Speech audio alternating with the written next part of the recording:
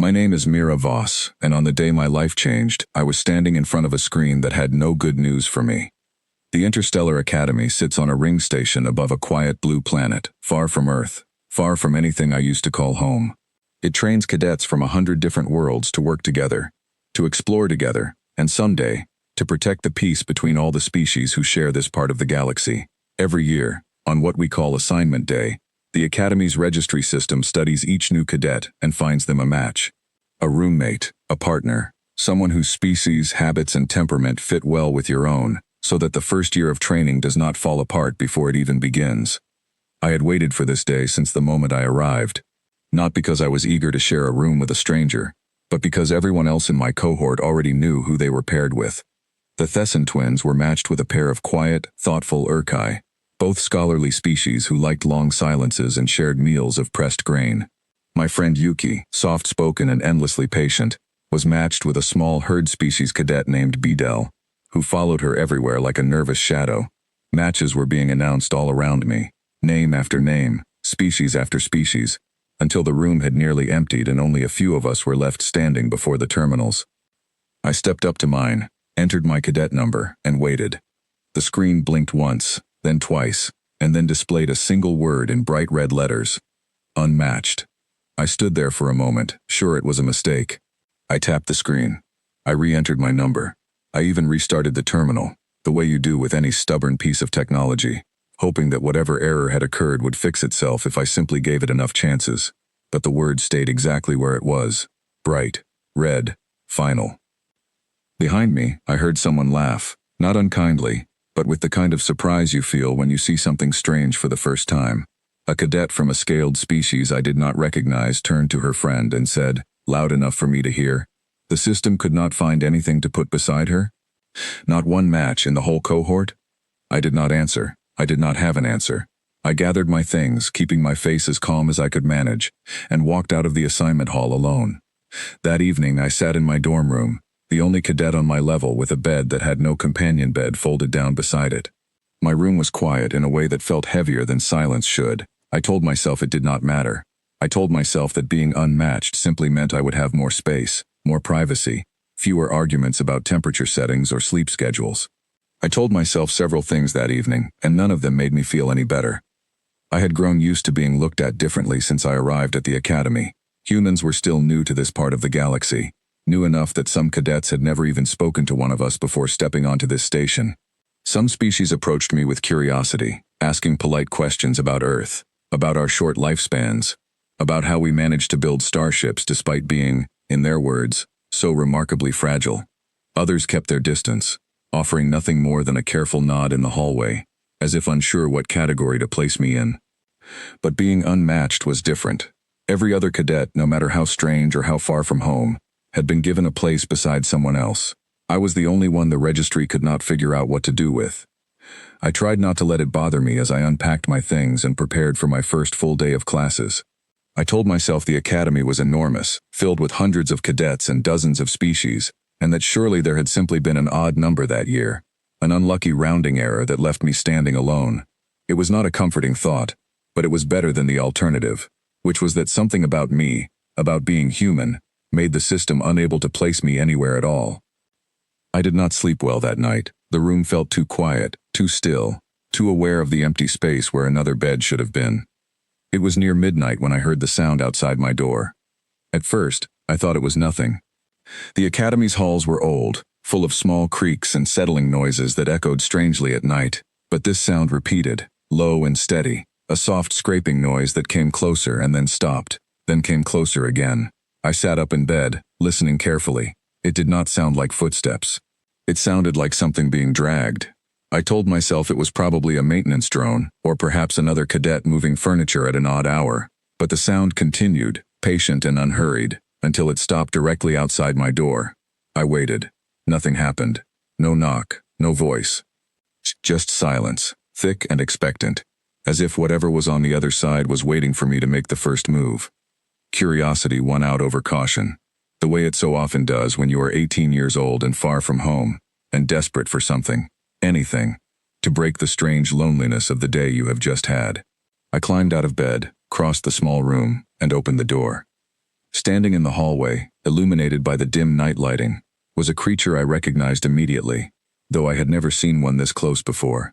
It was a Vashtali cub, one of the predator species whose adults I had only ever glimpsed from a distance, tall and broad-shouldered and built with the kind of quiet strength that made every other cadet step carefully around them in the corridors.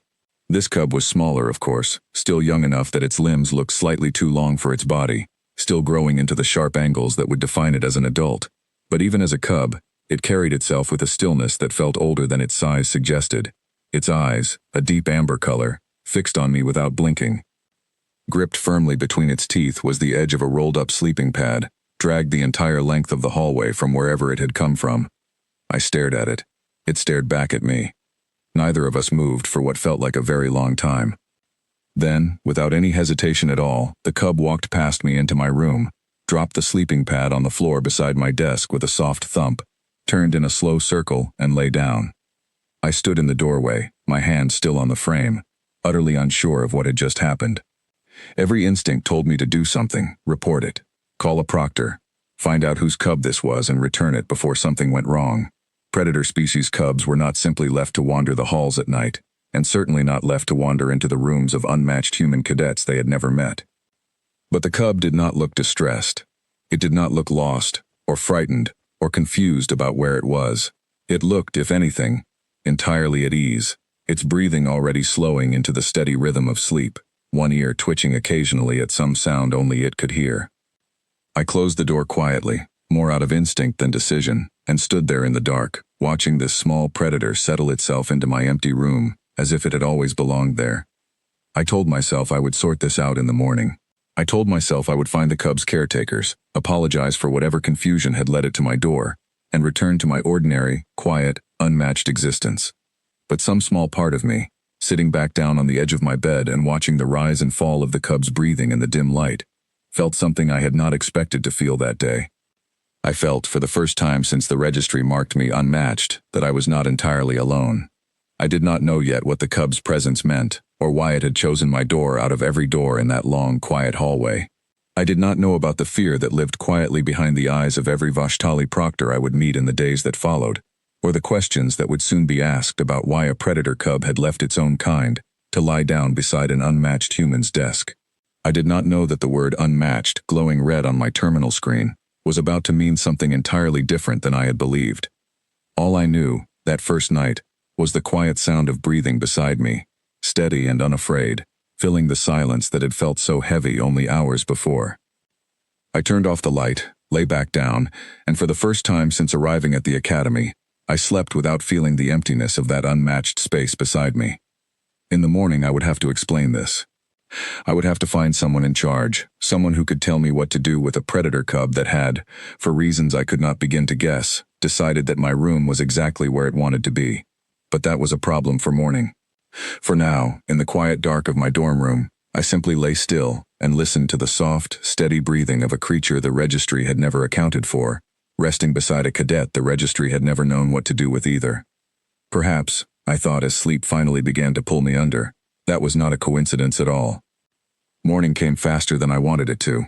I woke to the soft hum of the station's artificial daylight cycle, brightening the walls of my dorm room, and for a moment, still caught between sleep and waking, I forgot what had happened the night before. Then I heard the sound of steady breathing beside my desk, and I remembered all at once. The cub was still there. It had not moved much during the night, curled tightly on its sleeping pad with its long tail wrapped around its own body. In the daylight I could see it more clearly than I had in the dim hallway light. Its fur was a deep charcoal gray, darker along its back and lighter near its underside, and even in sleep, its claws were visible, resting gently against the fabric of the pad. It looked peaceful. It looked, strangely enough, like it belonged exactly where it was.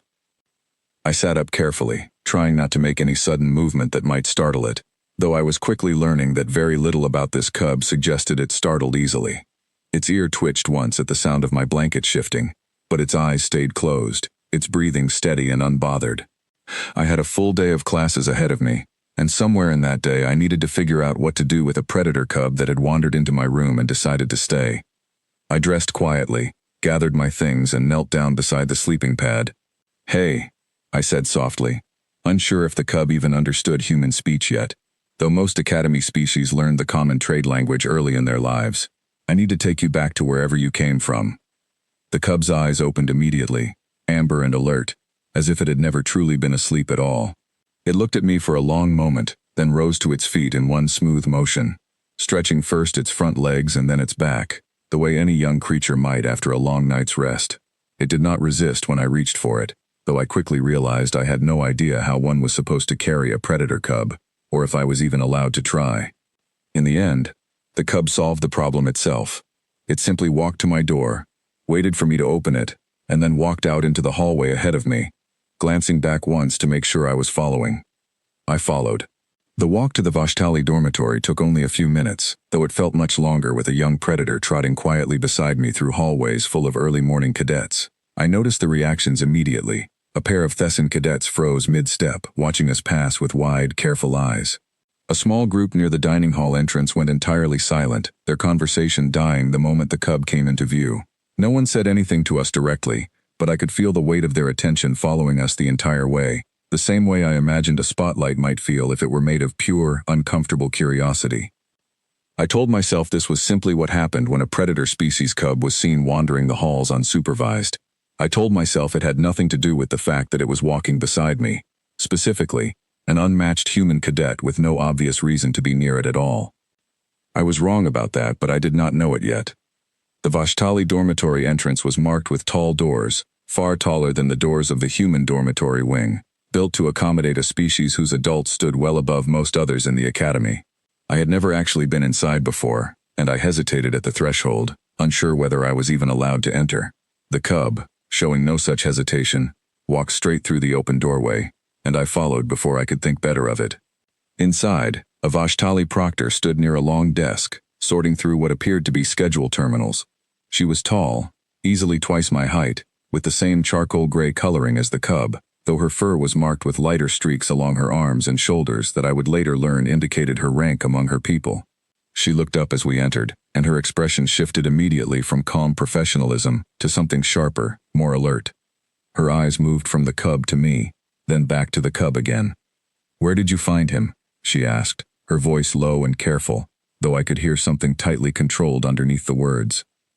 "He found me," I said, which was true, though it sounded strange even as I said it. "He was outside my door last night. He came in and went to sleep. I didn't know what to do, so I let him stay until morning, and now I'm bringing him back." The proctor did not respond right away.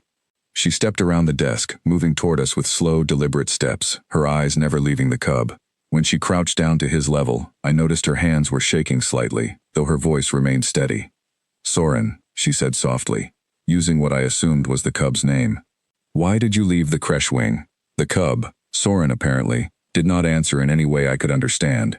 He simply looked at her, then looked back at me, then sat down beside my feet with the calm confidence of a creature who saw absolutely nothing unusual about his choice. The proctor rose slowly, her eyes fixed on me now with an intensity that made me want to take a step back. "This should not be possible," she said quietly.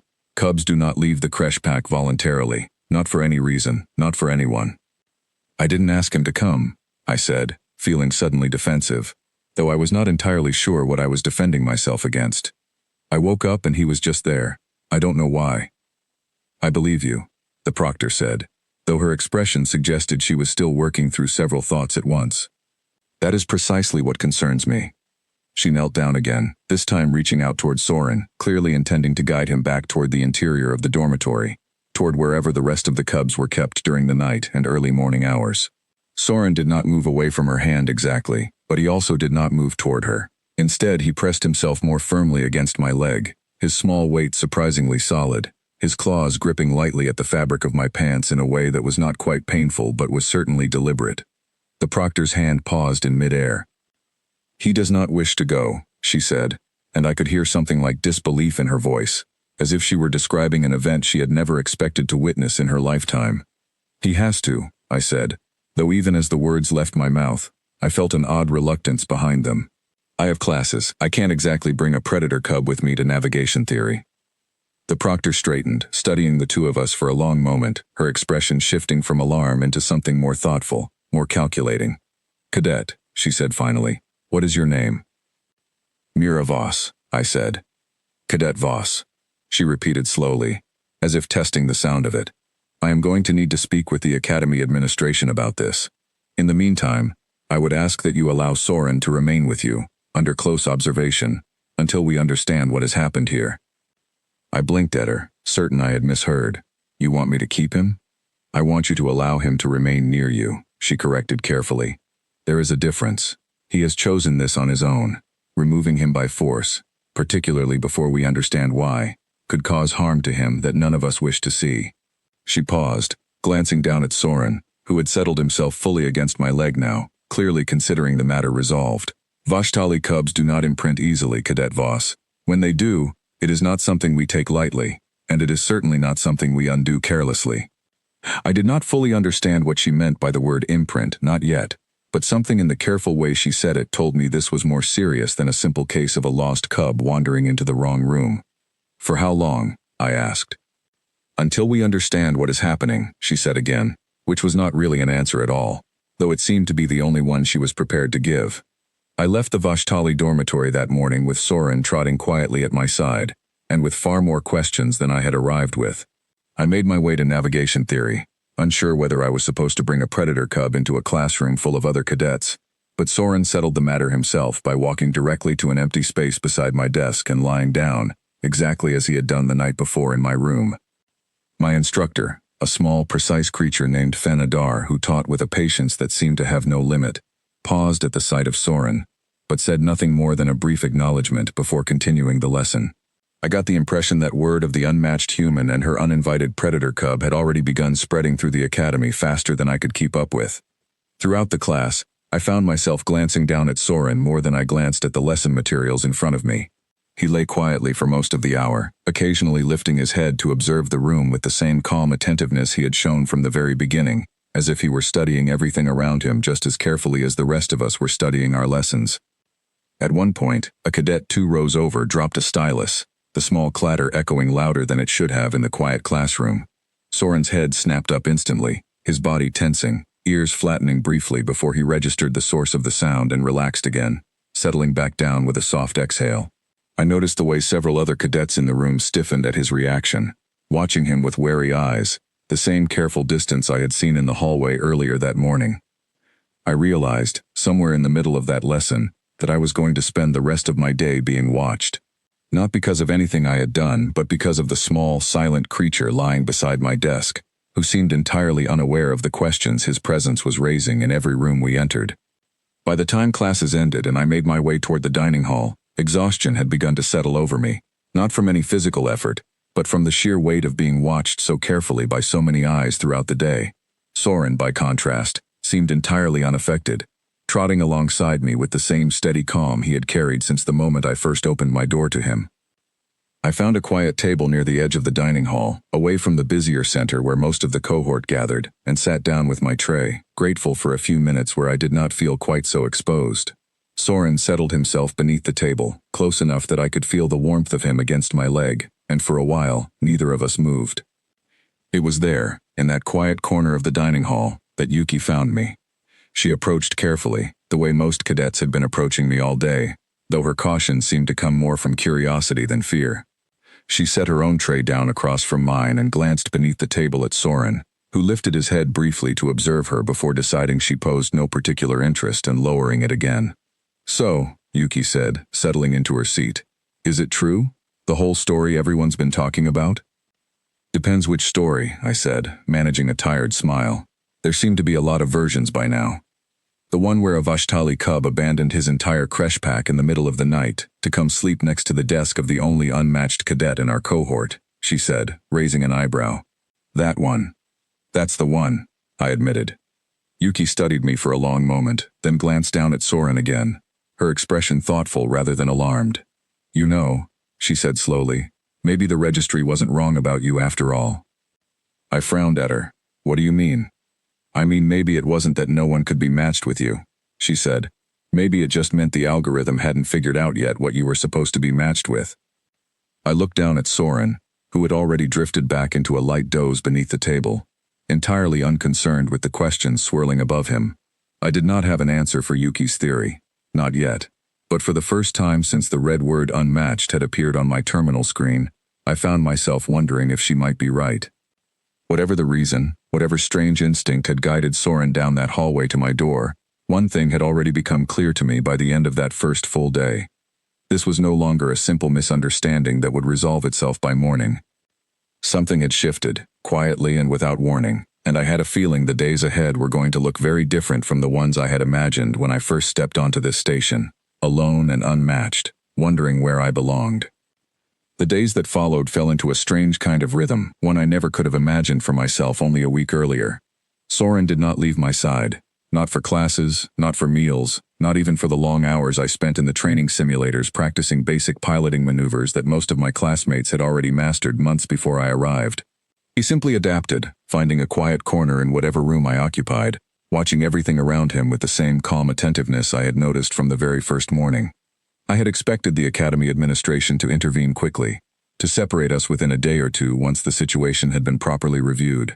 Instead, what I received was silence, broken only by the occasional message asking me to keep a log of Soren's behavior, his eating habits, and anything unusual I noticed during our time together.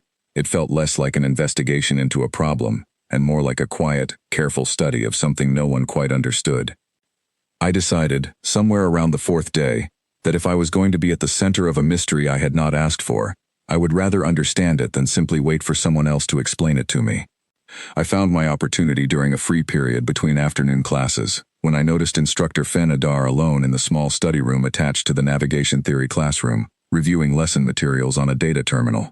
Fenadar was not Vashtali, but I had noticed early on that instructors at the academy tended to know a great deal about every species represented among the cadets, if only because their teaching required them to understand how different minds learned and grew.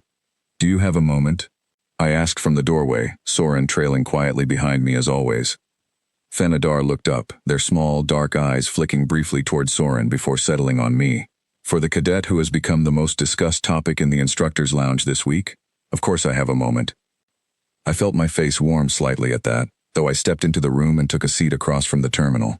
"I was hoping you could help me understand something. The proctor at the Vashtali dormitory used a word I didn't recognize. She said Soren had imprinted on me. I don't really know what that means, not in a way that explains any of this." Fenadar set down the data terminal, folding their hands together in a gesture I had come to recognize as their way of preparing to explain something carefully. "Imprinting is not unique to the Vashtali," they said. "Many species carry some version of it, though the specifics differ greatly from one to another. For most creatures, it is simply the process by which a young one learns to recognize and trust its caregivers early in life, a natural, ordinary thing." "But it's not ordinary for Soren," I said. "Is it?" "No," Fenadar agreed. "Vashtali cubs are raised within a creche pack, surrounded from birth by dozens of adults and other cubs. They rarely, if ever, form a singular attachment to one individual outside that pack, particularly not within their first years of life. Their instincts are built for community, for shared strength, for the safety of numbers." They paused, studying me carefully. "For a cub to leave that pack, however briefly, and attach himself instead to a single individual, particularly one he has no established history with, is exceedingly rare. Some Vashtali scholars would say it does not happen at all, outside of very specific circumstances." "What circumstances?" I asked. Fenadar was quiet for a moment, choosing their words carefully. "Vashtali cubs are taught from birth to sense fear," they said finally. "Not merely to recognize it, but to feel it, almost as a scent carried on the air around them. It is how their species has survived for so many generations as predators among other predators. A cub raised within the pack grows up surrounded by that constant, quiet awareness of fear in others, whether directed at outside threats or simply the ordinary anxieties of daily life. And I don't carry that fear," I said slowly, beginning to understand where this explanation was leading. "Not in the way Soren would expect to find it, no," Fenadar said. "You are human, Cadet Voss. Your species is new to this part of the galaxy, still largely unknown to most of the creatures you now study alongside. You do not carry the inherited caution that comes from generations of living beside apex predators. You did not grow up learning to fear the shape of a Vashtali the way most cadets in this academy did, whether they realize it consciously or not." I thought back to that first night, opening my door to find Soren standing in the hallway with his sleeping pad gripped between his teeth. I remembered feeling surprise, curiosity, even a flicker of caution, but I had not felt fear, not really. Not the kind of deep, instinctive fear that might have made me slam the door and call for help immediately. So he came to me because I wasn't afraid of him, I said. Perhaps, Fenadar said carefully, though I suspect there is more to it than simple fearlessness. Soren is young, but Vashtali instincts run deep even in cubs. I imagine he sensed something else in you as well, something that made you feel, to him, both unafraid and unclaimed. Unclaimed, I repeated. You are unmatched, Cadet Voss, Fenadar said gently. In a station full of cadets who each belong to a pairing, a group, a designated place within the registry's careful system, you stood entirely alone. To most species, that status might simply mean an administrative oversight, nothing more. But to a young predator cub, still learning to understand the world in the instinctive terms his species has always relied upon, an unclaimed individual who shows no fear might represent something quite different. An opening, perhaps, a space with room enough for him. I sat with that thought for a long moment, turning it over carefully in my mind. It was strange to think that the very thing that had made me feel so isolated during assignment day, the bright red word glowing on my terminal screen, might have been exactly what drew Soren to my door that first night. What happens now? I asked. Is there anything that can be done if the administration decides this shouldn't continue? Fenadar's expression grew more serious. That, I am afraid, is a question far above my authority to answer. Vashtali imprinting, once formed, is not something easily undone. Attempting to force separation before the bond has been properly understood could cause significant distress to the cub, and potentially to you as well. I would imagine the Academy will proceed carefully, whatever decision they ultimately reach. I thanked Fenadar for their time and left the study room with far more to think about than I had arrived with. Soren walked beside me through the quiet hallway, his amber eyes occasionally flicking up toward me as if checking that I was still there, still present, still exactly where he expected me to be. I found myself looking at him differently after that conversation. I had spent the past several days simply reacting to his presence, uncertain what to do with a predator cub who had attached himself so firmly to my side. But now, understanding at least a small piece of why he had chosen me, I felt something shift in how I saw him.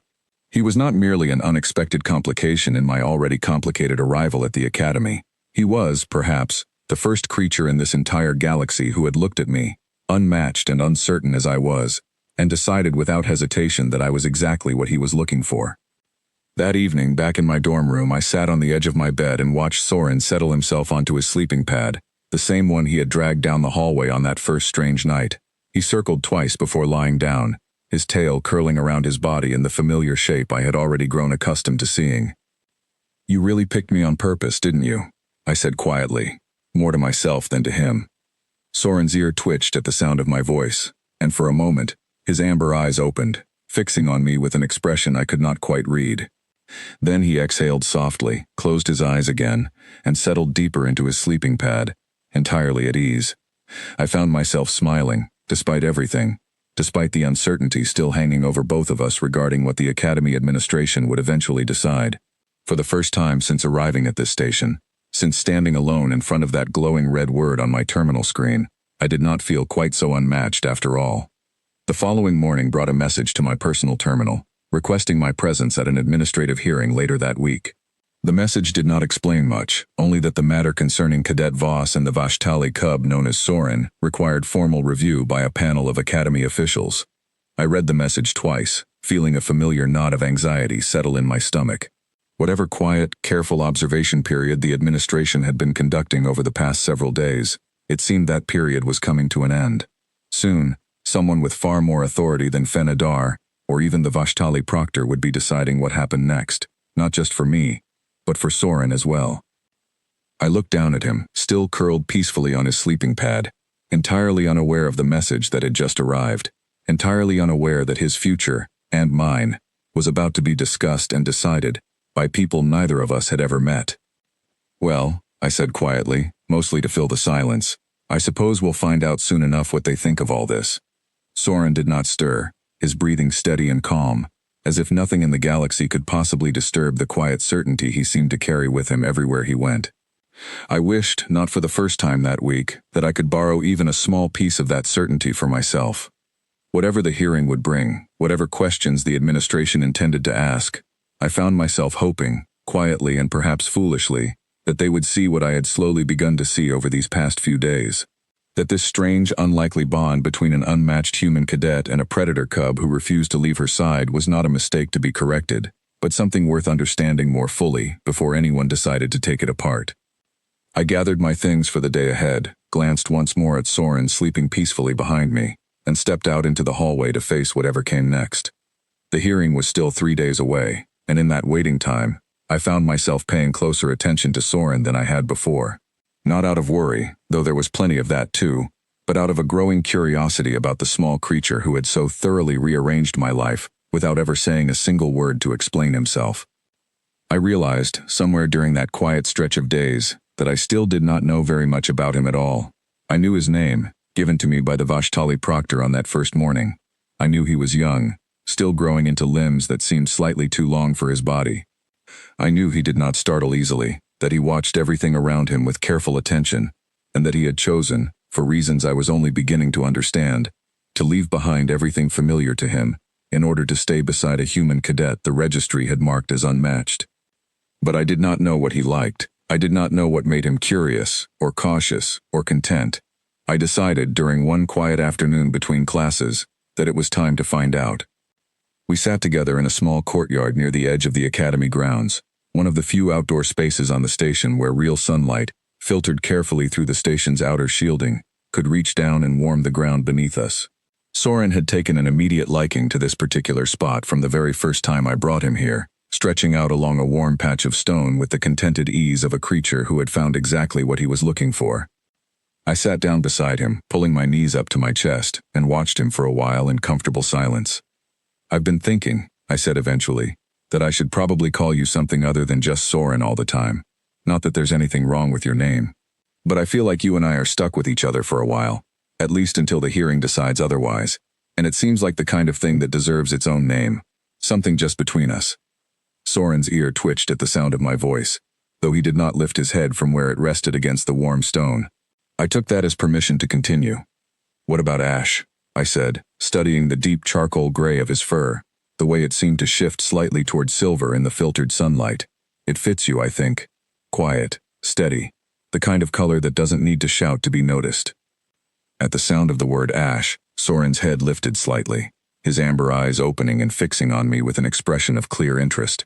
He held my gaze for a long moment, then made a low sound in his throat, something between a rumble and a chirp, a sound I had not heard him make before. I laughed, surprised by the reaction. "I think that means you approve." He made the sound again, softer this time, before lowering his head back down to the warm stone, though his eyes stayed open now, watching me with what I could only describe as satisfaction.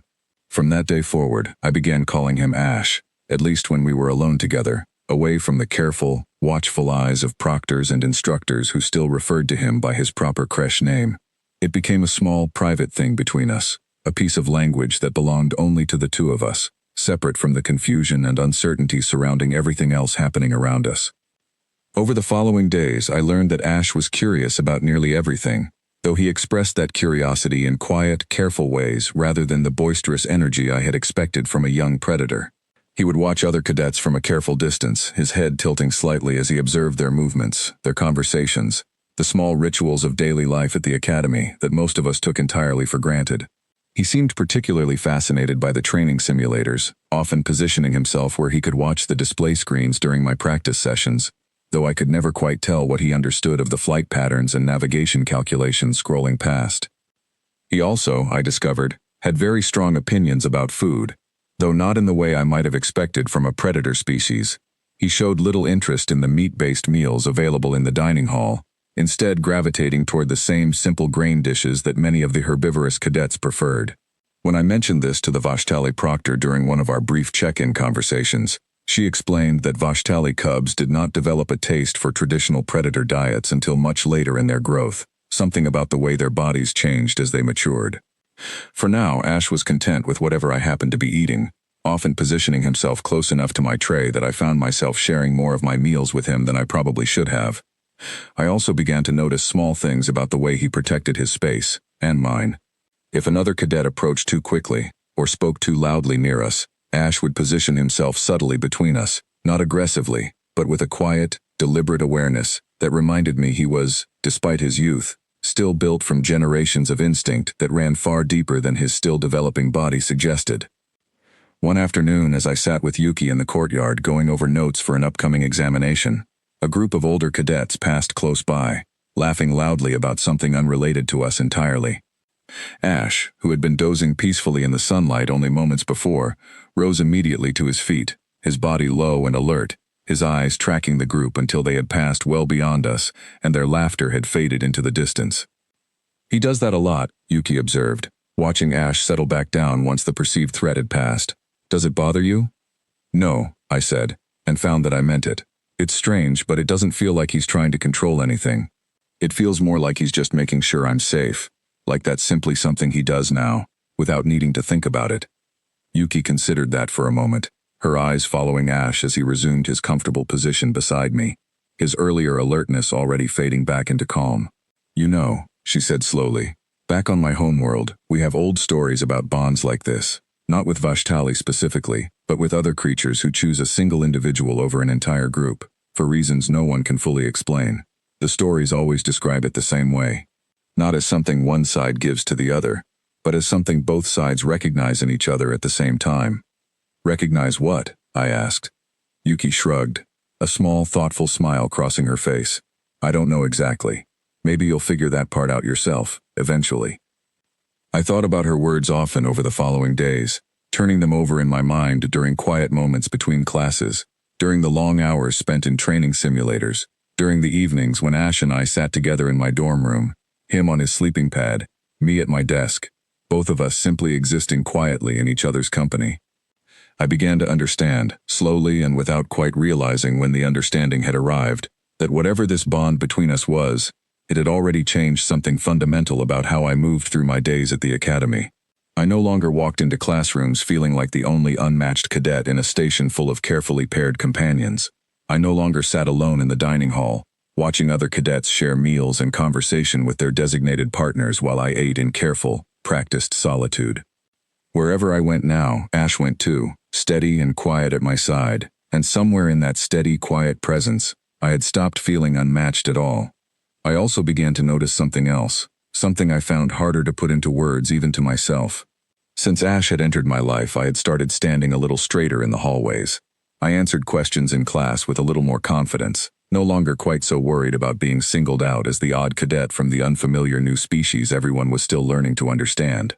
It was as though his quiet, unwavering presence beside me had given me permission to take up a little more space in a place that had, until recently, made me feel as though I barely belonged there at all. I mentioned this, somewhat hesitantly, during my final check-in conversation with the Vashtali proctor, before the hearing. She listened carefully, her expression thoughtful, before offering a small piece of information I had not expected. "It is not uncommon," she said, "for such bonds to move in both directions. Cadet Voss, Soren, Ash, as you have named him, may have chosen you for reasons rooted in his own instincts. But bonds such as this rarely remain one-sided for long. Whatever he has given you, in his quiet way, has clearly begun to matter to you as well." I did not have a response for that, not immediately. I simply nodded, grateful for her honesty, and made my way back toward my dorm room, Ash trotting quietly beside me as always. That evening, the night before the hearing, I sat on the edge of my bed and looked down at him, curled peacefully on his sleeping pad in the soft evening light. "Whatever happens tomorrow," I said quietly, "I want you to know that I'm glad you dragged that sleeping pad all the way down the hallway to find me. Even if I didn't understand it at the time, even if I'm still not entirely sure I understand it now." Ash's eyes opened, fixing on me with that same steady, amber gaze that had greeted me from the very first night. He rose slowly, crossed the short distance between his sleeping pad and my bed, and settled himself against my legs, his weight solid and warm and entirely reassuring. I reached down and rested my hand gently between his ears, and for a long moment, neither of us moved. Whatever the hearing decided tomorrow, whatever the academy officials concluded about a predator cub who had chosen an unmatched human cadet over his own creche pack, I found myself hoping, more strongly than I had allowed myself to hope for anything in a long time, that they would not try to take this away from either of us. The hearing room was larger than I expected, with high ceilings and a long curved table at the front where 5 academy officials sat waiting when I arrived. I recognized none of them personally, though I had seen a few of their faces before, distant figures glimpsed occasionally during academy assemblies, always too far away and too important to approach directly. Ash walked beside me as we entered, his steps quiet and even, his amber eyes moving carefully across the unfamiliar room. I felt him press slightly closer to my leg as we crossed the open floor toward the 2 chairs set up for us near the center of the room, and I found myself grateful for the small, steady warmth of him there, even as my own nerves tightened with every step. I took my seat, and Ash settled himself on the floor beside me, alert but calm, the same posture I had grown so accustomed to seeing over the past week and a half. The official seated at the center of the long table, an older Thessan woman with pale silver markings along her jaw, cleared her throat and began without much preamble. Cadet Voss, thank you for attending. We have called this hearing to discuss the unusual circumstances surrounding your continued proximity to the Vashtali cub, known within his creche as Soren. Before we proceed, I want to be clear that this hearing is not intended as a punishment.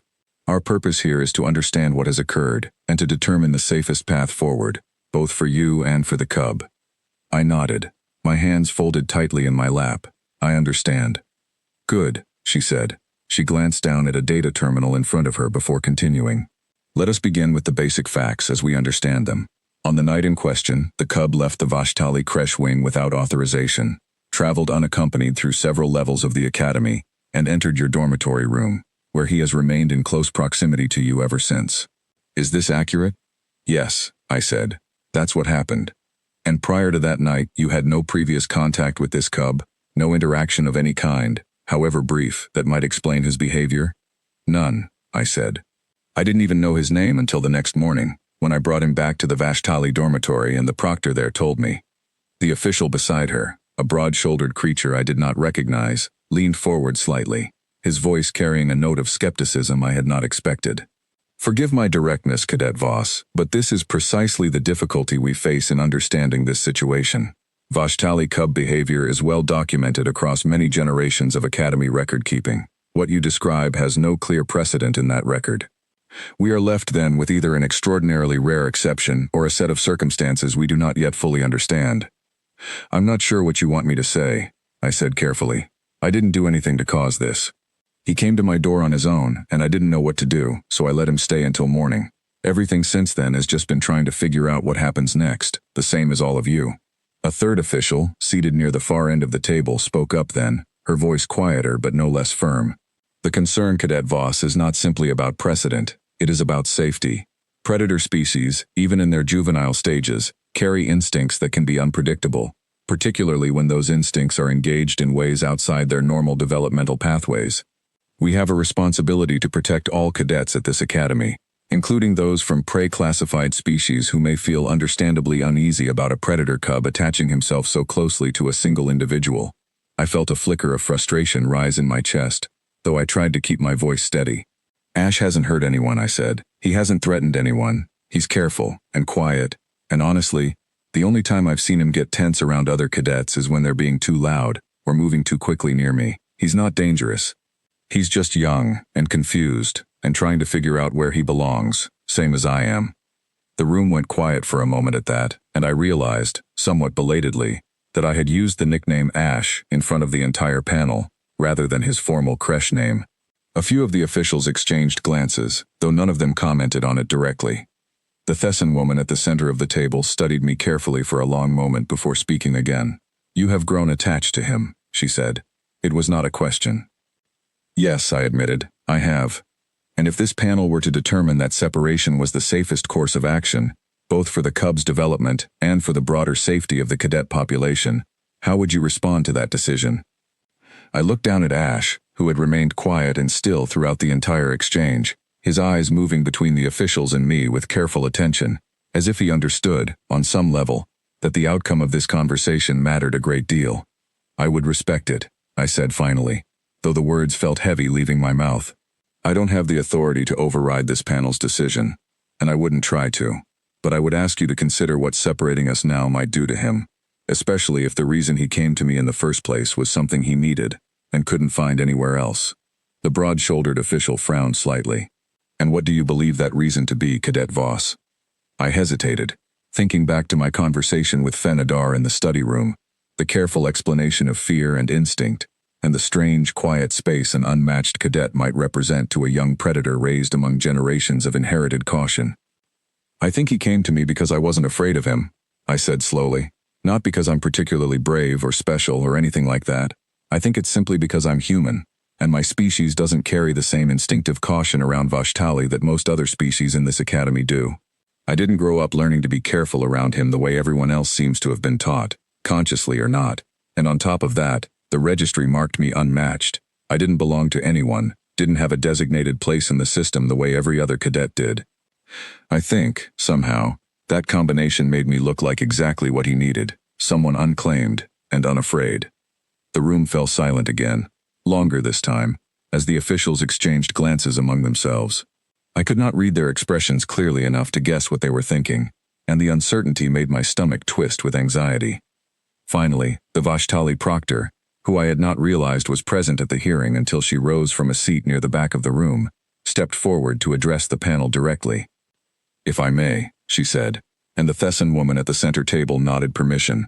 "I have observed Cadet Voss and Soren closely over the past several days, as requested by this panel. I can confirm that the cub's behavior, while unusual, shows no signs of distress or instability. If anything, he appears calmer, more settled, than many cubs his age who remain within the traditional creche structure. His instincts toward protectiveness are present, but controlled. I have seen no indication that he poses any danger to Cadet Voss or to any other cadet at this academy." "And the risk of continued exposure?" the broad-shouldered official asked. "The precedent this might set for other cadets, other species, who may seek similar arrangements outside the registry's established matching system?"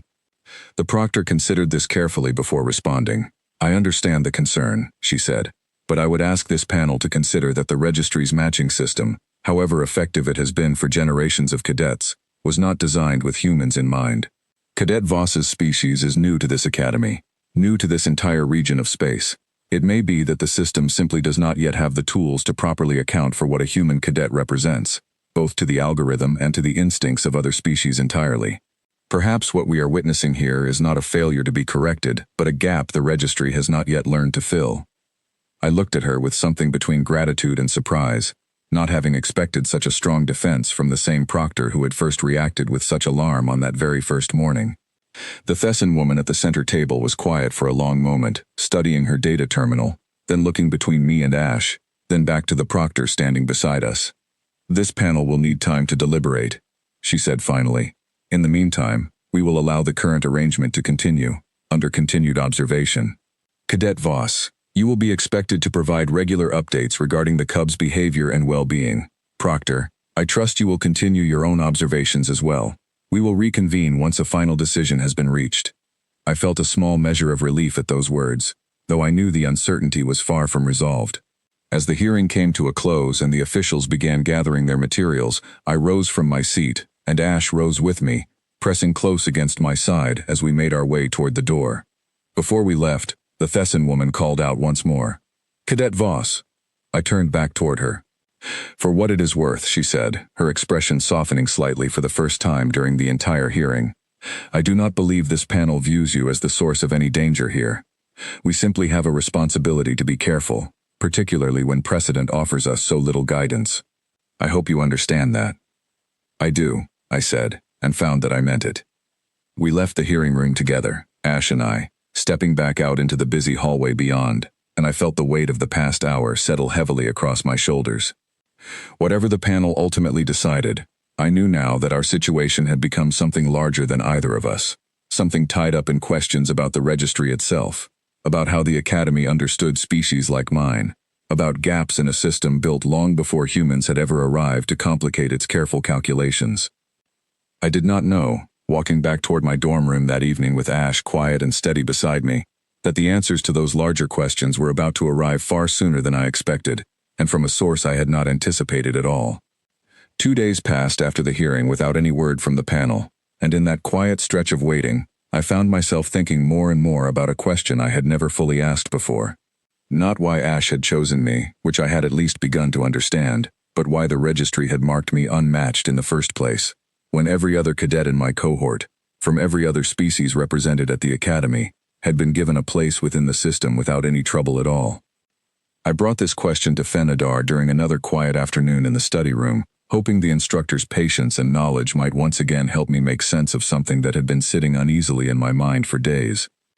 I keep thinking about it, I said, settling into the chair across from their desk while Ash curled quietly on the floor beside me. Every other cadet had a match waiting for them on assignment day. Every species, every temperament, every combination the algorithm could possibly need to consider. But when it came to me, there was nothing. Not even a difficult match or an unusual one, just unmatched. Like the system didn't even try. Fenadar was quiet for a long moment, their small dark eyes studying me carefully, before they set down the data terminal they had been reviewing. "That is a fair question, Cadet Voss," they said slowly. "And I will admit it is not one I can answer easily, or without some hesitation." "Why hesitation?" I asked. "Because the answer touches on matters the Academy does not discuss openly with cadets, particularly not cadets from the species in question," Fenadar said. "I am not certain how much I am permitted to share, though I confess I have grown uncomfortable with how little you seem to understand about your own situation." I felt a small knot of unease tighten in my stomach. "Please," I said. "I'd rather know, even if it's difficult to hear." Fenadar considered this for a long moment, then rose from their seat and moved toward a small shelf along the far wall of the study room, retrieving an older data terminal, worn in a way that suggested it had not been used in quite some time. They returned to their desk and activated the screen, scrolling through what appeared to be archived records before turning it toward me. "The Academy's matching registry was established many generations ago," they began, "long before your species had ever made contact with this region of space. It was built upon careful behavioral modeling, drawing from centuries of data across dozens of participating species. The algorithm does not simply match temperament to temperament, Cadet Voss. It attempts to predict behavior under pressure, under crisis, under the kind of extreme circumstances cadets might one day face during their service after graduation. It is, in many ways, an extraordinarily sophisticated system. But it couldn't do that for me," I said. "No," Fenadar agreed. "And the reason for that failure predates your arrival at this academy by several years." They paused, choosing their next words with obvious care. "When your species first made formal contact with the wider galactic community, a small number of human representatives were invited to observe Academy operations as part of the early diplomatic exchange. Among them was a young human, not much older than you are now, who found herself present during a genuine crisis situation, one that unfolded aboard a training vessel during a routine exercise gone wrong. I felt my attention sharpen immediately. What happened?" "The details remain somewhat restricted, even now," Fenadar said, "but the essential facts are this. A mechanical failure aboard the vessel placed several cadets in immediate danger. Danger that the established protocols, built and refined over generations of careful study, were simply not equipped to resolve quickly enough. Every other individual present, cadets and instructors alike, responded according to their training, according to the behavioral patterns the registry had long since learned to predict and account for. And the human didn't," I said quietly, already sensing where this story was heading. "The human acted," Fenadar corrected gently, "but not according to any pattern the registry's models could have anticipated. She abandoned established protocol entirely, took actions that every predictive model available at the time would have classified as reckless, even irrational, and in doing so, resolved the crisis in a manner no algorithm had considered possible. Lives were saved that would very likely have been lost had events unfolded according to expected behavioral patterns." I sat with that for a long moment, trying to understand why such an outcome, one that had clearly saved lives, would leave behind such a lasting and complicated legacy. "I don't understand," I said finally. "If she saved people, why would that create a problem? Wouldn't that make humans look capable, trustworthy even?" Fenadar's expression grew more solemn. "It should have, perhaps, and in some circles it did. But the incident also revealed something the Academy's founding architects had never previously encountered. A species whose behavior under extreme pressure could not be reliably modeled, predicted, or accounted for within the registry's careful framework. To many of the species who helped build and maintain that system, species who had spent centuries relying on the predictability the registry provided, this was not seen as a strength. It was seen as an unknown variable, and unknown variables, Cadet Voss, are precisely what a system built around careful prediction is designed to avoid. So the registry marked us as unmatched," I said slowly, "not because it thought humans were dangerous or unwanted, but because it simply didn't know what to do with us. It couldn't predict us, so it couldn't place us anywhere."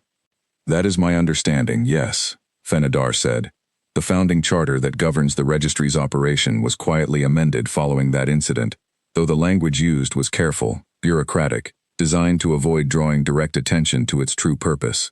Human cadets were, from that point forward, classified separately from the standard matching pool, pending what the charter describes only as further study. Further study that never actually happened, I guessed. Further study that has continued, in various limited forms for several years now, without ever reaching a clear resolution, Fenadar said, which is why you found yourself standing before that terminal, on assignment day, with no match waiting for you at all. Not because the system rejected you precisely, but because it has never quite decided what to do with cadets like you in the first place. I sat back in my chair, letting the weight of this information settle over me.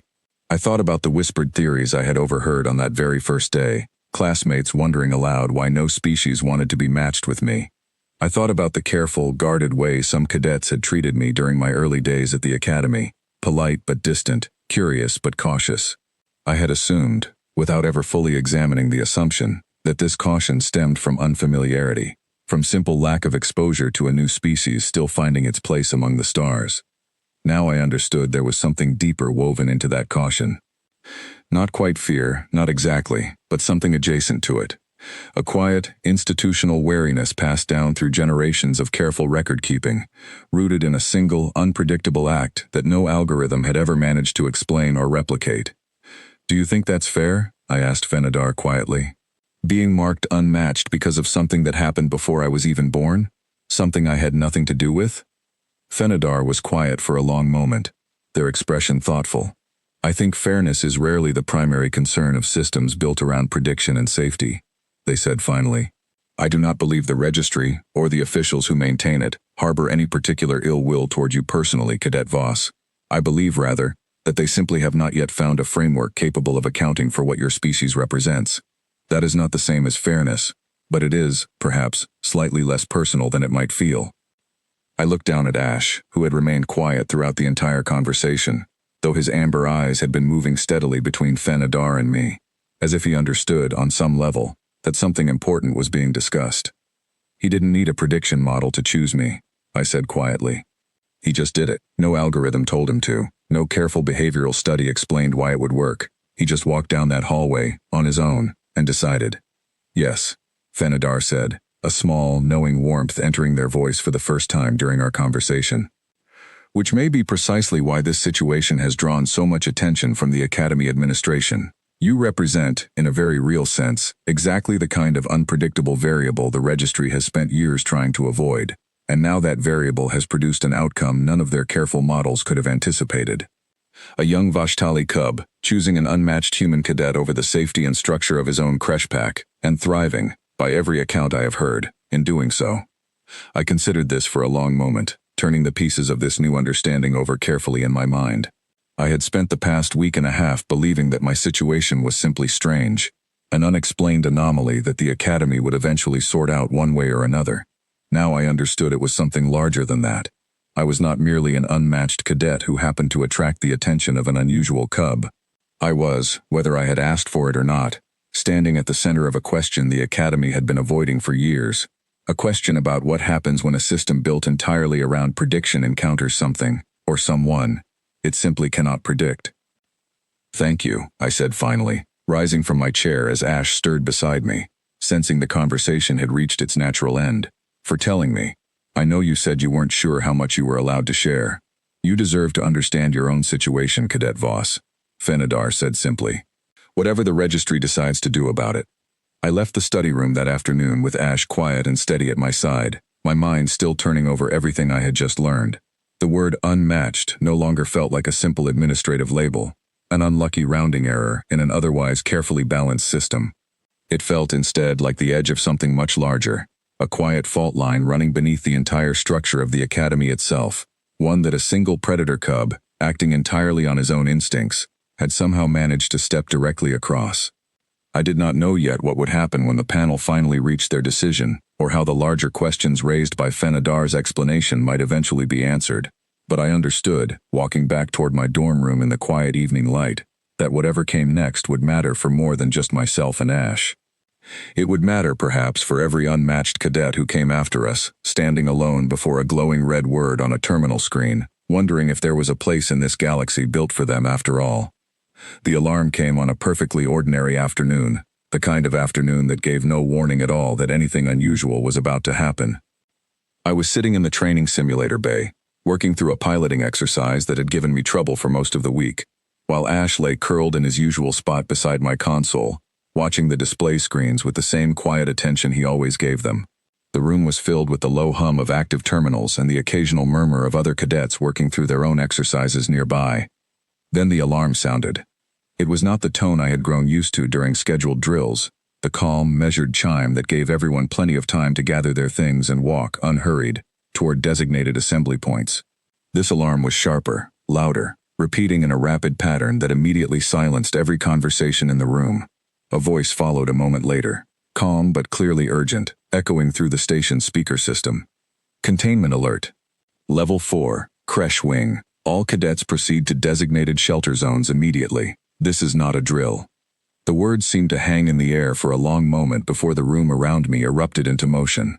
Cadets rose quickly from their consoles, some moving toward the exits with the practiced efficiency of drilled behavior, others frozen briefly in place, uncertain, before instinct or training pushed them forward. I felt my own heart begin to race, though it took me a moment to fully understand what the announcement meant. Level 4, Creche Wing. That was where Ash's littermates lived, the young cubs still too small to leave the protected structure of their shared nursery space. Beside me, Ash was already on his feet, his body low and tense, his amber eyes fixed toward the door with an intensity I had never seen from him before. A low sound rumbled in his throat, not quite a growl, but something closer to urgent distress. "Ash," I said, reaching down toward him, though I was not entirely sure what I intended to do once I had his attention. "We need to go to the shelter zone. That's the protocol." He did not look at me. His focus remained locked entirely on the door, his muscles coiled tight beneath his fur, every instinct in his young body clearly pulling him in a direction that had nothing to do with the shelter zone assembly point. Around us, other cadets continued streaming toward the exits, following the careful protocols they had been drilled on since their earliest days at the academy. I hesitated only a moment longer before Ash made the decision for both of us, breaking away from my side and bolting toward the door, moving faster than I had ever seen him move before. "Ash, wait," I called out, but he was already gone, weaving through the crowd of retreating cadets with a speed and precision that left me scrambling to keep pace. I knew, even as I ran after him, that I was almost certainly making the wrong choice. Every protocol I had been taught since arriving at the academy told me to proceed calmly toward the designated shelter zone, to trust the trained proctors and officials whose job it was to handle emergencies exactly like this one. But I also knew, with a certainty that overrode every careful lesson I had absorbed, that I was not going to let Ash run toward danger alone. The hallways leading toward the creche wing grew emptier as we moved, most cadets and staff already having reached their assigned shelter points, leaving only the occasional proctor rushing past in the opposite direction, calling out instructions I barely had time to register. The station's warning lights pulsed steadily along the corridor walls, casting everything in an urgent, rhythmic red glow that matched the pounding of my own heart. By the time we reached the entrance to the creche wing, I understood at last what had triggered the alarm. A section of the wing's outer containment barrier, normally used to separate different creche groups during supervised play periods, had failed, though I would not learn the technical details until much later. What mattered in that moment was the creature now loose within the wing's central corridor, an adult predator, larger even than the Vashtali proctor I had come to know, its presence alone enough to have sent every trained proctor and instructor in the area into careful, cautious retreat. I would learn later that the creature was not native to the Vashtali, but belonged to a different apex species entirely, one being temporarily housed on the station as part of an unrelated diplomatic transfer, its containment area located too close to the creche wing for anyone's comfort once the barrier failure occurred. In that moment, none of that history mattered to me. All that mattered was the low, rumbling presence blocking the corridor between us and a room full of frightened, unprotected cubs. Ash had stopped just short of the corridor entrance, his small body pressed low against the floor, every instinct clearly screaming at him to either flee or fight, neither option offering any real chance of success against a creature so much larger than himself. I caught up to him, breathing hard, and found myself staring down the length of the corridor at the same impossible sight that had frozen him in place. The rogue predator stood roughly midway down the hall, its attention fixed on a closed door at the far end, behind which I could hear, faintly, the sound of young voices, frightened and confused. Two proctors stood cautiously near the near end of the corridor, clearly trying to determine how best to draw the creature's attention away from the cub's room without provoking a more dangerous reaction. Their voices were low, urgent, coordinating some kind of plan I could not fully follow from where I stood. I felt Ash press against my leg, his small body trembling now, not with fear exactly, but with a desperate, conflicted energy that I understood instinctively.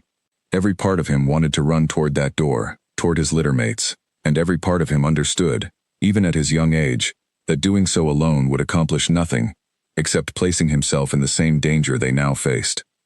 I do not remember making a conscious decision in that moment.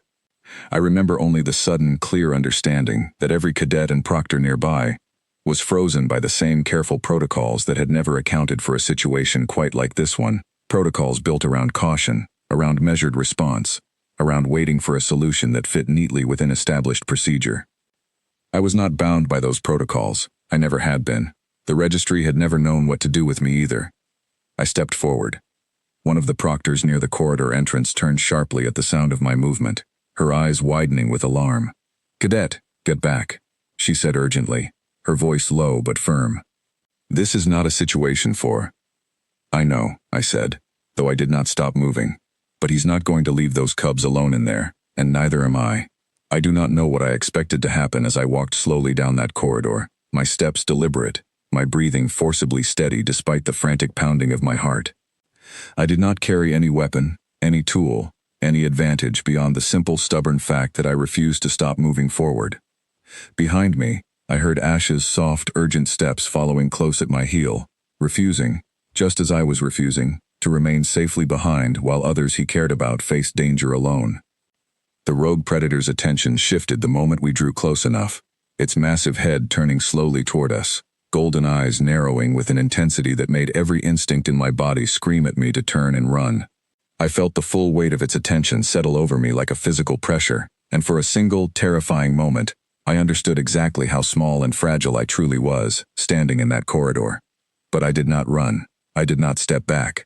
I held my ground, my hands open and visible at my sides, my eyes fixed steadily on the creature's own, refusing to look away, refusing to offer the kind of frightened, retreating energy that every instinct in its ancient predator mind had likely been trained across generations to notice and respond to.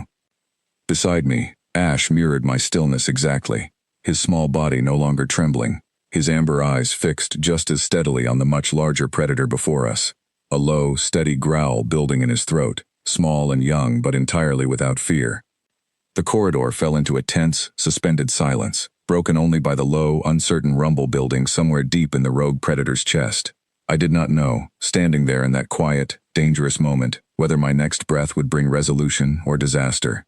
I knew only that I was not going to move, that Ash was not going to move, and that whatever happened next would happen, because two unlikely, unpredictable creatures had chosen, together, to stand exactly where the careful, cautious protocols of the Academy had never expected either of us to stand at all. Time seemed to slow in that corridor, stretching each second into something far longer than it should have been. I stood perfectly still, my eyes fixed on the rogue predator's golden gaze, and I focused on nothing but keeping my breathing steady, my posture calm, my presence as unthreatening and unwavering as I could possibly make it. I remembered, somewhere in the back of my mind, something Fen-Adar had once told me about the Vashtali, and their careful, ancient reading of fear.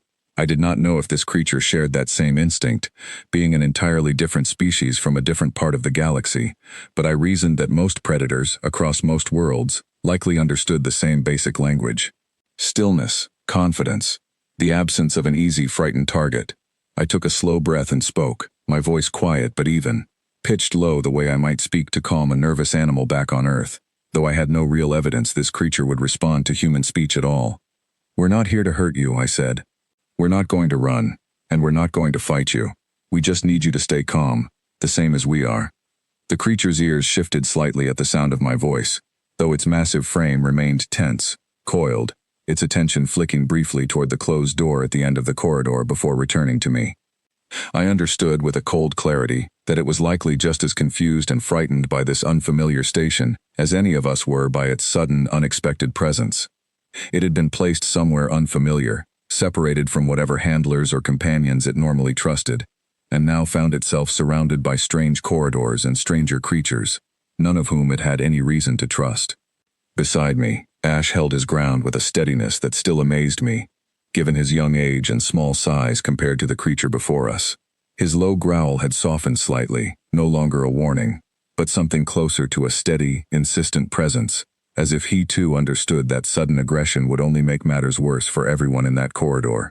Behind us, I heard the two proctors shifting cautiously, clearly torn between the urge to intervene and the understanding that any sudden movement now might provoke exactly the kind of reaction none of us wanted.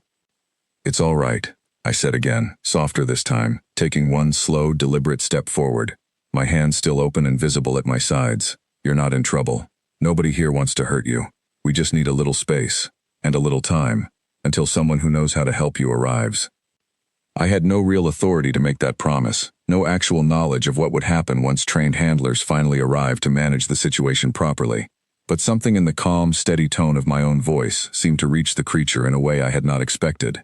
Its massive shoulders lowered slightly, the sharp, defensive tension in its stance easing by a small but noticeable degree. I took another careful step forward, positioning myself more fully between the creature and the closed door behind which I could still faintly hear the frightened voices of the cubs.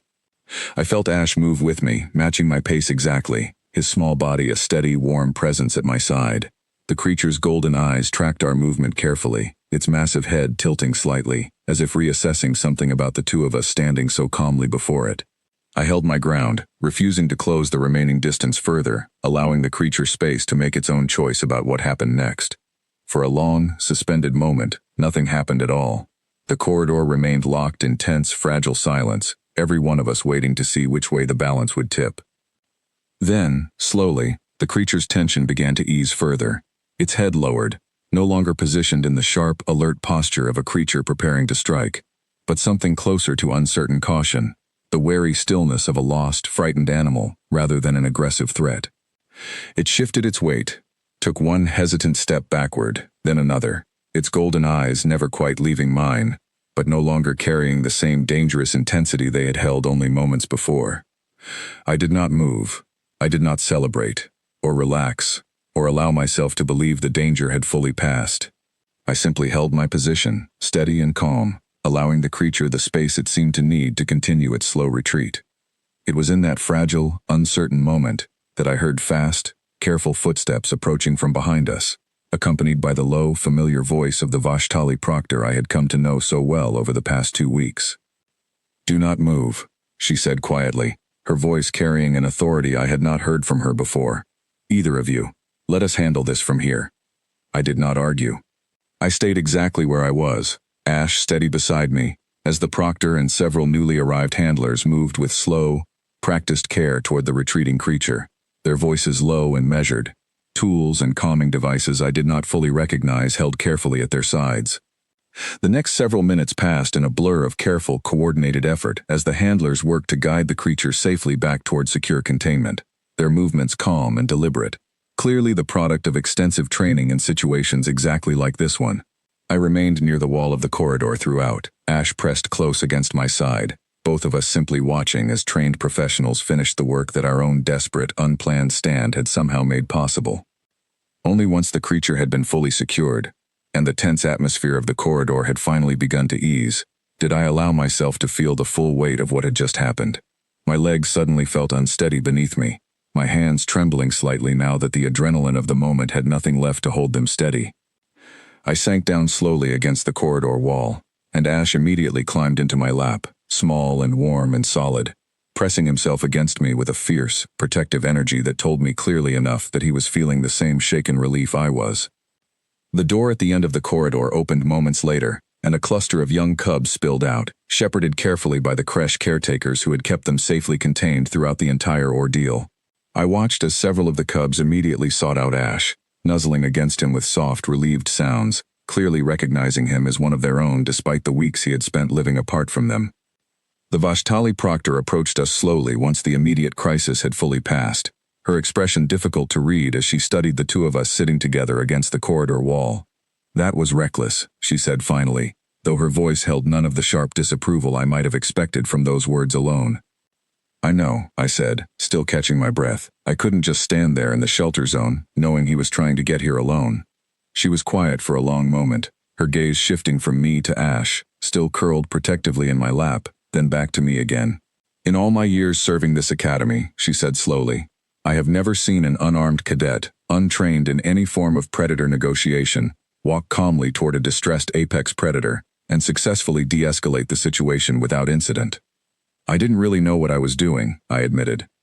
"I just knew I couldn't run, and I couldn't let him face it alone."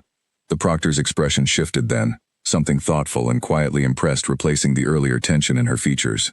"Perhaps," she said, "that is precisely the point, Cadet Voss. You did not know what you were doing, in the sense that no established protocol guided your actions, and yet you succeeded regardless. Where careful, trained caution alone might have cost precious time this situation could not afford." I did not have a response for that, still too shaken and exhausted to fully process the weight of what had just happened. I simply held Ash a little closer, grateful beyond words that both of us had made it through the corridor unharmed, grateful that the cubs behind that closed door had never come to any true danger at all. Word of what had happened spread through the academy quickly, far faster than I would have expected given how recently the crisis had actually occurred. By the time I made my way back toward my dorm room that evening, exhausted and still slightly unsteady, I noticed cadets watching me in the hallways with an expression I had not seen directed at me before. Not the careful, wary curiosity I had grown used to since assignment day, but something closer to quiet, uncertain respect. I did not know yet how the academy administration would respond to what had happened, whether my choice to abandon the shelter zone protocol entirely would be viewed as reckless disregard for the rules, or as something else entirely. I did not know whether the panel still deliberating my situation with Ash would see this incident as further evidence of danger, or as proof of something they had not yet fully considered. But as I settled into bed that night, Ash curled tightly against my side rather than on his own sleeping pad for the first time since that very first night together, I found that I did not regret a single step I had taken down that corridor. Whatever came next, whatever the academy ultimately decided, I understood now with complete certainty that some things mattered more than careful protocol, more than predictable, well-modeled behavior. Some things simply mattered more than fear itself. 3 days after the incident in the creche wing corridor, I received a message summoning me back to the hearing room, this time with far less anxiety weighing on my chest than I had carried the first time I walked through those tall doors. Something had shifted in the days since the crisis, though I could not yet say exactly what that shift would mean for Ash and me. When I arrived, the room looked much the same as it had before, the same curved table at the front, the same panel of officials seated in careful rows. But this time, several new faces had joined them, seated slightly apart from the rest, their posture and bearing marking them immediately, as figures of considerable importance even before anyone spoke a word of introduction. The Vashtali proctor met me near the entrance, her expression calm but carrying an undertone of something I could not quite place. "Elders have come," she said quietly, before I had a chance to ask, "from the Greater Vashtali Council. They wish to observe these proceedings directly." I felt a fresh wave of nerves settle over me at that news, though I did my best not to let it show as I took my seat, Ash settling quietly beside me, his amber eyes moving carefully across the unfamiliar faces gathered at the front of the room. The Thessan woman who had led the previous hearing rose first, her expression measured as she addressed the room. "This panel has spent the past several days reviewing not only the original circumstances surrounding Cadet Voss and the cub Soren, but also the events that occurred during the recent containment breach in the creche wing. We have also, at the request of the Vashtali Council, permitted several elders to review our findings directly, given the significance of what has been observed." One of the newly arrived figures, an elderly Vashtali with fur gone silver along his shoulders and a bearing that commanded immediate attention despite his obvious age, rose slowly from his seat. His voice, when he spoke, carried a weight and resonance that filled the entire room without any need to raise it. "I have spent many years studying the bonds our young form, Cadet Voss," he said, his gaze steady and thoughtful as it settled on me. "I have read the reports filed by the proctor assigned to your case.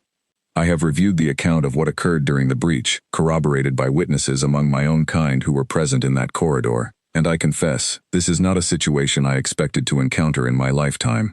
I did not know how to respond to that, so I said nothing, simply meeting his gaze as steadily as I could manage. Our charter, the one governing this academy's original founding, contains an old caution regarding your species," the elder continued. "A caution born from a single incident, many years past, involving behavior no predictive system could account for. I have long believed that caution to be a wise one, Systems built on prediction exist precisely because unpredictability, in matters of safety, carries real and serious risk. He paused, glancing briefly toward Ash before returning his attention to me. But I watched the recorded account of what occurred in that corridor several times over the past 2 days, he said.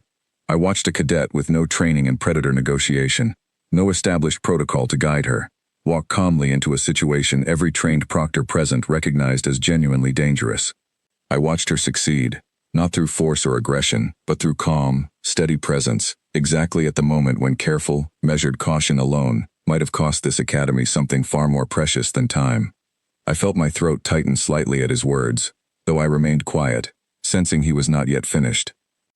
I have also observed, he continued, the behavior of the cub throughout this entire matter.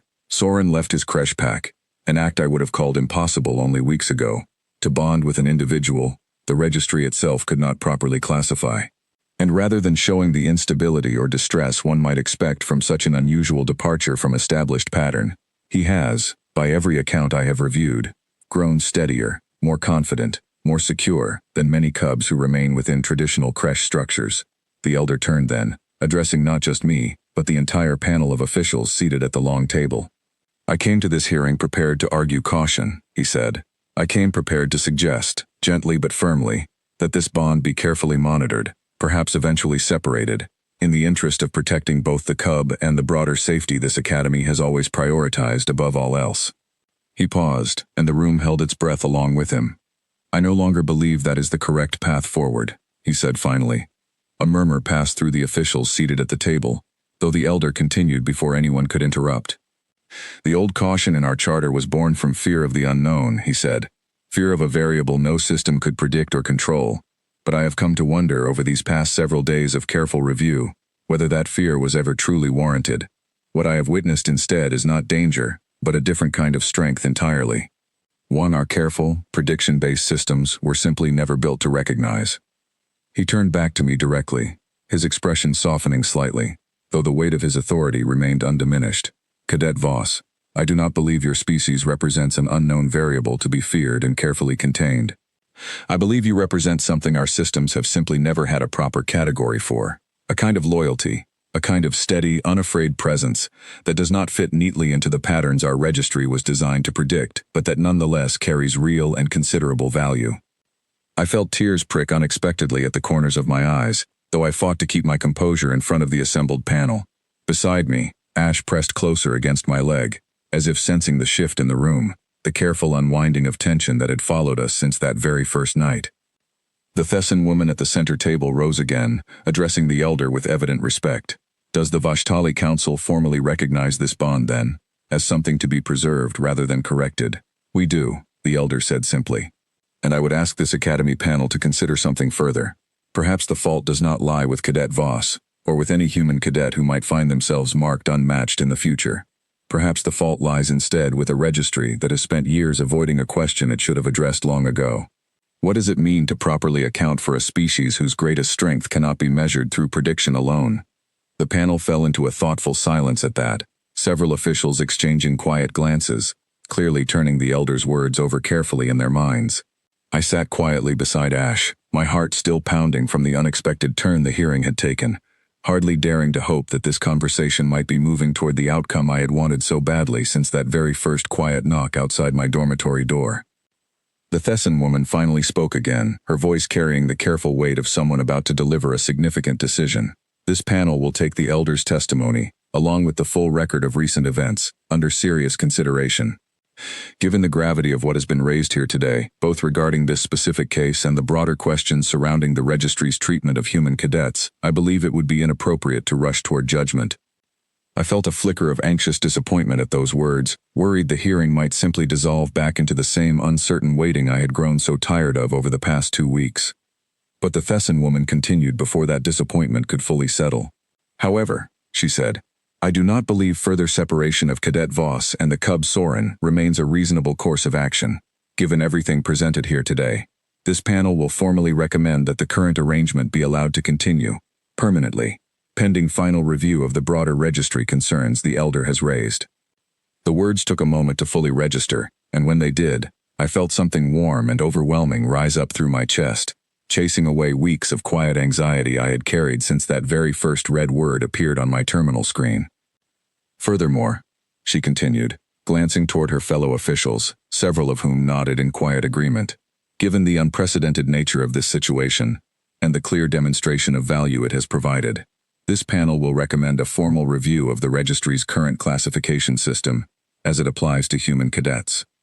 It is perhaps long past time this academy addressed the gap the elder has so clearly identified today.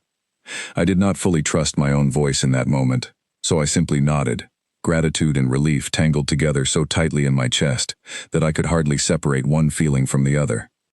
The elder approached slowly once the hearing had formally concluded, kneeling with surprising grace despite his evident age to look Ash directly in the eyes.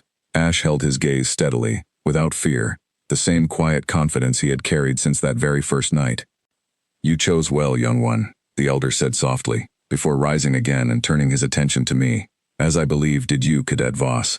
I left the hearing room that afternoon with Ash walking proudly at my side, the weight I had carried since assignment day finally beginning to lift from my shoulders.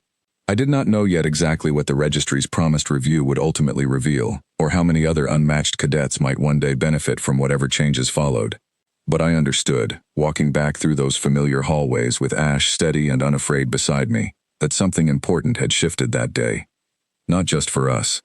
For every cadet the careful systems of this galaxy had never quite known what to do with.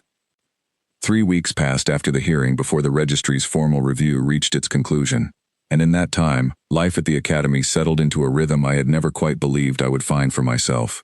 Ash and I fell into an easy, familiar routine together. He accompanied me to every class, curled beside my desk with the same calm attentiveness that had marked him from the very beginning, though now he seemed to observe the lessons with something closer to genuine interest, particularly during navigation theory, where he had developed what I could only describe as a fascination with the slow, rotating star charts Fenadar liked to display during lectures.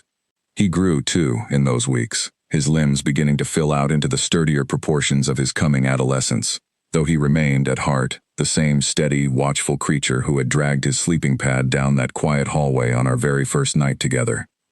The other cadets in my cohort had changed as well, though perhaps not as dramatically as I might have imagined. The careful, wary distance many of them had kept from me during those first difficult days had softened considerably, replaced by something closer to easy familiarity.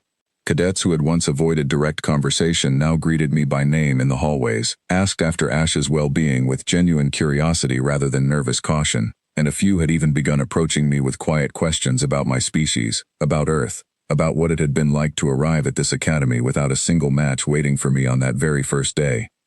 Yuki, of course, remained a steady friend throughout it all, though she never let me forget her early theory about the registry's mistake.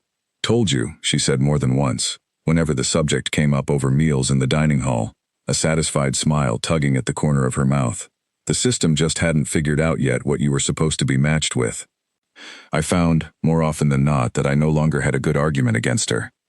The formal announcement finally arrived on a quiet morning much like the one that had started this entire journey, though this time, I felt none of the anxious uncertainty that had gripped me on that original assignment day. I had been asked, along with the Vashtali Proctor and several other individuals connected to the case, to attend a small gathering in the same hearing room where everything had first begun to shift weeks earlier. The Thessan woman who had led both previous hearings stood at the front of the room once again, though her expression this time carried none of the careful, guarded neutrality I remembered from our first meeting. Beside her stood the elder Vashtali, along with Fenadar and the Proctor, all gathered together in a way that suggested this final meeting carried a different weight than the ones before it. "Cadet Voss," the Thessan woman began, "the Academy's formal review of the Registry's classification system, as it pertains to human cadets, has now reached its conclusion. I want to thank you, both for your patience throughout this process, and for the courage you demonstrated during the events that ultimately brought this long-overdue review into being." I nodded, my hand resting gently on Ash's head as he sat quietly beside me, sensing, perhaps, that something significant was about to happen. "The review confirmed what the Elder first suggested during our previous hearing," she continued. "The original amendment to our founding charter, the one responsible for classifying human cadets outside the standard matching pool, was never intended as a permanent solution.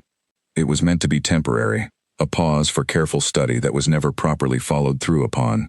In the years since, that temporary pause quietly became a permanent gap in our system, One that left every human cadet who followed you standing exactly where you once stood, marked unmatched, with no clear path forward. She paused, glancing down briefly at a data terminal before continuing. This panel, in consultation with the Vashtali Council and several other participating species, has now formally closed that gap. Moving forward, human cadets will no longer be classified simply as unmatched by default. A new designation has been created within the registry, one specifically intended to account for bonds such as the one you and Soren have demonstrated so clearly these past several weeks. What is it called? I asked quietly, though something in her tone told me I already suspected the answer might matter more than I expected. Bonded by choice, she said, a designation reserved for pairings the registry's predictive algorithms could never have modeled or anticipated, but which nonetheless prove, through direct demonstration, to carry genuine strength and value. It will not replace the standard matching system for cadets who continue to be well served by it, but it will offer, for the first time, a proper place within the registry for bonds like yours, rather than leaving them to exist in the same uncertain, unclassified space you once occupied entirely alone. I felt my chest tighten with an emotion I could not immediately name, something caught between pride and relief and a deep, quiet gratitude for every small, uncertain step that had brought me to this moment. You will be the first cadet formally recorded under this new designation, the Thessan woman said, though I suspect you will not be the last, given how quickly word of this arrangement has already spread through the Academy's newer cadet cohorts. I looked down at Ash, who gazed back up at me with the same calm, steady amber eyes that had greeted me from that very first night, and I felt, more strongly than I had felt anything since arriving at this station, that everything that had happened since then, every uncertain hour, every anxious hearing, every quiet moment of doubt, had led us both exactly to where we were always meant to be. The formal ceremony that followed, held later that same week in a small courtyard not far from the same one where Ash and I had spent so many quiet afternoons together, was simple, but no less meaningful for its simplicity. The Vashtali elder presided over the brief proceedings himself, his presence lending a weight and significance to the moment that I would carry with me for the rest of my time at the Academy. Ash's sleeping pad, the same worn, familiar pad he had dragged down that hallway on our very first night together, was formally placed beside my desk in a small, quiet ritual that the elder explained carried deep meaning within Vashtali tradition. A permanent claim, freely chosen and formally recognized, rather than a temporary arrangement subject to review or reversal. It is done, the elder said, once the small ceremony had concluded, resting one large, careful hand briefly atop Ash's head, before turning to address me directly. You are bonded now, Cadet Voss, in a manner our traditions recognize as fully as any pairing formed within a creche pack itself. Whatever challenges await you both in the years ahead, you will not face them unmatched. I felt tears gather at the corners of my eyes, though I made no effort to hide them this time, surrounded as I was by faces that had, in their own careful, uncertain ways, come to understand and respect the bond Ash and I had formed together. That evening, back in my dorm room, I sat on the edge of my bed and watched Ash settle himself onto his newly, permanently placed sleeping pad, the same familiar circle twice and lie down routine he had followed every single night since that very first strange encounter. I thought back to that original assignment day, standing alone in front of a glowing red terminal screen, certain in that moment that I had been overlooked, forgotten, left behind by a system that had found a place for absolutely everyone except me. I remembered the quiet humiliation of that word, unmatched, and the long, lonely walk back to my dorm room afterward, convinced that something about being human made me fundamentally unwelcome among the many species now sharing this galaxy with my own. I understood now, looking back on those difficult early days, that the word had never truly meant what I believed it meant. It had not been a rejection. It had simply been the honest, if clumsy, acknowledgement of a gap the galaxy's careful, predictive systems had not yet learned to properly fill. A gap that a small, determined predator cub, acting entirely on instincts no algorithm could have anticipated, had somehow found his way across on a quiet night weeks earlier, dragging his sleeping pad down an empty hallway toward a door he had never seen before, guided by nothing more than an instinct for courage and loyalty that no careful system of prediction could ever have taught him. You knew, didn't you? I said quietly, watching Ash's eyes drift closed as he settled fully into sleep, before any of the rest of us figured it out. You just knew. Ash did not answer, of course, though his breathing remained steady and calm, exactly as it had been from that very first night we spent together. I turned off the light and lay back in my own bed, listening to the familiar, comforting sound of his breathing filling the quiet room, and I found myself smiling into the darkness, thinking about everything that word, unmatched, had once meant to me, and everything it meant now instead. It had never truly been about a system's failure to find me a place. It had been about a system's failure to imagine a bond quite like ours, formed not through careful, predictable calculation, but through simple, stubborn, unafraid loyalty, the kind the galaxy, for all its careful planning, had never quite found the proper words for. Until now. I closed my eyes, and for the first time since arriving at this academy, I fell asleep without a single trace of that old, familiar loneliness, knowing that somewhere close beside me, curled peacefully on a sleeping pad that had once been dragged the length of an entire hallway simply to find me, I finally, truly, belonged.